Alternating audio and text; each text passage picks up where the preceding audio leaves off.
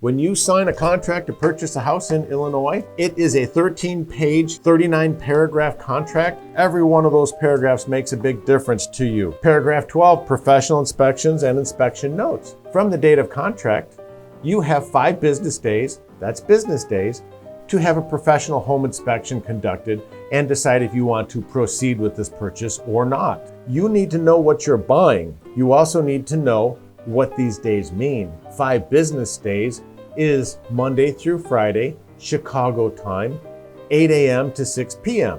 So if your contract is signed after 6 p.m., signed and delivered, you're technically under contract on next day. If Monday is a holiday, then you've got another day because holidays don't count. Work with an agent that understands this 13-page, 39-paragraph contract and can make sure that you are happy with the home you purchase. I'm Jim Starwell, leader of the Star Home team of Better Homes and Gardens Real Estate, and our agents can guide you every step of the way.